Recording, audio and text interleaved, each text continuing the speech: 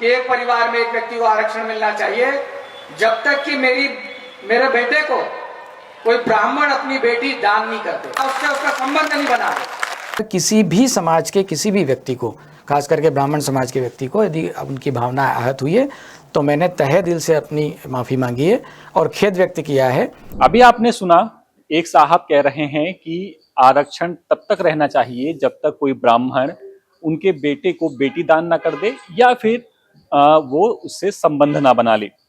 ये कहना है मध्य प्रदेश के अजाक्स यानी कि अनुसूचित जाति जनजाति संघ कर्मचारी का जो संघ है उसके नए नवेले प्रदेश अध्यक्ष बनाए गए संतोष वर्मा का। संतोष वर्मा भोपाल में जो अंबेडकर पार्क है वहां पर रविवार को ये बयान दे रहे थे। एक बार आपको फिर से उनका वो बयान सुनाते हैं, उसके बाद हम इस बातचीत को आगे बढ़ाएंगे। जरा एक बार फिर से सुनिए आखिर वो किन संबंधों की बात कर रहे हैं। कि एक परिवार में एक व्यक्ति को आरक्षण मिलना चाहिए जब तक कि मेरे बेटे को कोई ब्राह्मण अपनी बेटी दान नहीं करते या उससे उसका संबंध नहीं बना दे। केवल आर्थिक आधार की अगर बात है तो जैसा कि आपने सुना कि उन्होंने कहा कि आरक्षण तब तक जारी रहे जब तक कोई ब्राह्मण उनके बेटे को अपनी बेटी दान ना कर दे या फिर जब तक वो संबंध ना बना ले। अब संबंध तो कई तरह के होते हैं। दोस्तों के बीच में संबंध होता है, भाई बहन का एक संबंध है, माता पिता का एक संबंध है, दोस्त दोस्त का एक संबंध है। अब ये किस संबंध की बात कर रहे थे, इसको लेकर के जो भी क्लेरिफिकेशन है ये तो वही दे सकते थे। तो इसीलिए हमने उनसे ही बातचीत की। आईएएस संतोष वर्मा से ही हमने जाना कि आखिर वो किन संबंधों की बात कर रहे थे। तो सुनिए उन्होंने क्या कहा। तो संतोष जी, पहले तो बताएं जो आपका बयान है जिसको लेकर काफ़ी मीडिया में सुर्खियां और स्वर्ण समाज में वो काफ़ी नाराजगी है। आपने जो बयान दिया कि आरक्षण तब तक समाप्त नहीं होना चाहिए जब तक कोई मेरे बेटे को अपनी बेटी दान ना कर दे या उससे कोई संबंध ना बना ले। कि जब हम सामाजिक समरसता की बात करते हैं तो सामाजिक समरसता में ये सारी चीज़ें आती है नहीं, और उसमें आपको पता होगा कि बेटी जो है कन्यादान उसका पिता करता है और कन्यादान जब पिता करता है तो उसको वस्तु समझ के नहीं करता है। कन्यादान हमारे यहाँ सबसे पवित्र रस्म मानी जाती है हिंदू समाज में भी और सनातन धर्म में भी। यदि आप बेटी का कन्यादान कर रहे हैं तो आप बेटी के पिता होते हैं और बेटी कोई वस्तु नहीं होती है। मैंने आपको बताया कि मेरा कतई ये उद्देश्य नहीं था। मैं खुद हतप्रभ हूँ कि उसको किस तरीके से तो दूसरी लाइन में आप लगे जब तक मेरे बेटे संबंध ना बने तो किस तरह के संबंध बनाने वाले? वैवाहिक संबंध की बात करी। तो वो जब आपके अधूरे होने के कारण नहीं अधूरे होने की बात नहीं है। कन्यादान में केवल दान था, संबंध में केवल संबंध में क्या दो अर्थ निकलते हैं। मैंने रोटी बेटी के व्यवहार की बात करी है। आपने देखा होगा कि हमारे यहाँ अस्पृश्यता निवारण दिवस जब मनाया जाता है अनुसूचित जाति जनजाति विभाग द्वारा, तब हम बाकायदा अनुसूचित जाति के परिवार के साथ बैठ करके भोजन करते हैं। वहाँ पर सभी लोग जाते हैं, उसमें हमारे राजनीतिक लोग भी जाते हैं और प्रशासनिक लोग भी जाते हैं, उनके यहाँ बैठ करके खाना खाते हैं। इसी तरीके से जब हम अंतर्जातीय विवाह की बात करते हैं, अनुलोम और प्रतिलोम विवाह जब होते हैं तो उसमें प्रोत्साहन राशि भी दी जाती है शासन के द्वारा। ये इन सब का उद्देश्य सिर्फ यही है कि सामाजिक समरसता बढ़े और दोनों समाज के बीच में जो खाई बढ़ती है जातिगत आधार पे या वैमनस्य बढ़ता है उसको कम करें हम। इसमें कहीं कोई गलत भावना नहीं थी। मेरा सिर्फ ये कहना है कि इसको गलत तरीके से प्रचारित किया गया और यदि मान लो कोई हमारा वर्जन लेकर के बताता और मुझसे बात करता कि साहब आपने ऐसा बोला नहीं बोला तो मैं उसको उसी समय क्लियर कर देता। पर चूंकि ये बातें कहीं और से किसी तरीके से गई, जो हमारे अजाक्स की तरफ से जो अधिकृत बयान गया उस पर भी किसी ने गौर नहीं किया और सब अपने स्तर से उन्होंने अपने अपने प्रकार से उस बात को लोगों के सामने प्रस्तुत किया।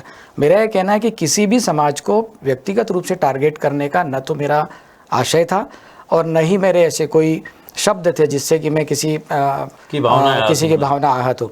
इसीलिए मैंने बाकी और भी जो लोग आए थे उनके सामने भी मैंने कहा कि इन सब बातों से जो पिछले 2 दिनों में अखबार में, सोशल मीडिया में, इलेक्ट्रॉनिक मीडिया के माध्यम से आया है, उनसे अगर किसी भी समाज के किसी भी व्यक्ति को, खास करके ब्राह्मण समाज के व्यक्ति को, यदि उनकी भावना आहत हुई है तो मैंने तहे दिल से अपनी माफ़ी मांगी है और खेद व्यक्त किया है।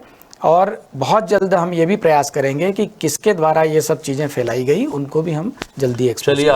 आपको बता दें कि उन्होंने जब ये बयान दिया रविवार को अंबेडकर पार्क में, इसके बाद इस बयान पर खूब बवाल मचा हुआ है। तरह तरह की बातें सामने आ रही हैं, लोग सोशल मीडिया पर कमेंट्स कर रहे हैं। आईएएस संतोष वर्मा के इस बयान को लेकर के सपाक्स ने भी विरोध जताया है। सपाक्स के राष्ट्रीय संयोजक डॉक्टर हीरालाल त्रिवेदी ने उनकी गिरफ्तारी तक की मांग कर दी है। आइए आपको सुनाते हैं इन्होंने क्या कहा। अजाक्स के नए बने अध्यक्ष आईएएस अधिकारी संतोष वर्मा का ये कहना कि आर्थिक आधार पर आरक्षण तब तक जारी रहना चाहिए जब तक कोई ब्राह्मण उसकी बेटी को इनके बेटे को दान न कर दे या वो उससे संबंध न बना ले। इससे निकृष्ट, घटिया और निंदनीय कोई स्टेटमेंट नहीं हो सकता। जो अपनी बेटी और दूसरी बेटी में इतना फर्क करता हो उसके लिए कोई शब्द नहीं है। ऐसे व्यक्ति का सामाजिक तौर पर बहिष्कार होना चाहिए। अजाक्स हो, सपाक्स हो या कोई भी वर्ग वाले हो, पिछड़ा हो, ऐसे लोगों का बहिष्कार करना चाहिए और सरकार को भी इन्हें निकाल के बाहर करना चाहिए, क्योंकि ऐसे आदमी को सार्वजनिक पद पर रहने का अधिकार नहीं है। पुलिस को एफआईआर दर्ज करना चाहिए और इसे गिरफ्तार करना चाहिए। अब ऐसा नहीं है कि सिर्फ ये जो इनका जो पूरा विरोध है आईएएस वर्मा का, ये सिर्फ सपाक्स तक ही सीमित है। इनके इस बयान को लेकर के उमाशंकर तिवारी हैं। उमाशंकर तिवारी महामंत्री हैं तृतीय वर्ग कर्मचारी संघ भोपाल के। ये कहते हैं कि अजाक्स के प्रदेश अध्यक्ष संतोष वर्मा के द्वारा अजाक्स कर्मचारियों के सम्मेलन में दिए गए बयान कर्मचारी संगठनों के मंच पर उचित प्रतीत नहीं हुए।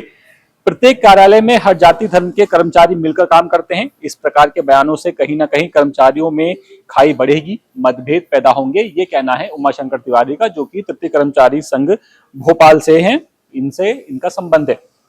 अब इस पूरे बयान को अगर देखा जाए तो ये पूरा बयान तब आता है जब जो आईएएस कंसोटिया थे जो रिटायर हो चुके हैं वो अपना पद छोड़ते हैं और उसके बाद आईएएस संतोष वर्मा जो कि ये पद संभाल रहे थे, उन्होंने कर्मचारियों के बीच में आरक्षण को लेकर के बयान दिया और ये कहा कि अगर आर्थिक आरक्षण की बात हो रही है तो आर्थिक आधार पर आरक्षण तब तक जारी रहे, जो उन्होंने बात दोहराई, जो हम आपको सुना चुके हैं। अब इस पूरे बयान को देखने और सुनने के बाद में जाहिर है सवाल काफी ज्यादा खड़े हो रहे हैं कि आखिर आप किन संबंधों की यहाँ बात कर रहे थे और क्या एक आईएएस को इस तरह के बयान देना चाहिए, इसको लेकर के भी चर्चा खूब हो रही है। फिलहाल इनका यह बयान सोशल मीडिया पर खूब वायरल हो रहा है। अब इन्होंने इस बयान पर सफाई भी पेश कर दी है, लेकिन ये सफाई उनके दिए हुए बयान को किस हद तक और कहां तक छुपा पाएगी, ये देखने वाली बात होगी। फिलहाल इस वीडियो में इतना ही। मैं आपसे मिलूंगा जल्दी किसी और खबर में। तब तक के लिए मुझे दीजिए इजाजत। कैमरा पर्सन बिलाल खान के साथ मैं अतुल द्विवेदी, द सूत्र, भोपाल। लेटेस्ट, इन्वेस्टिगेटिव और इन डेप्थ खबरें देखने के लिए ज्वाइन कीजिए द सूत्र का व्हाट्सएप चैनल, सब्सक्राइब कीजिए यूट्यूब चैनल, लाइक कीजिए फेसबुक पेज और पढ़ते रहिए www.daसूत्र.com।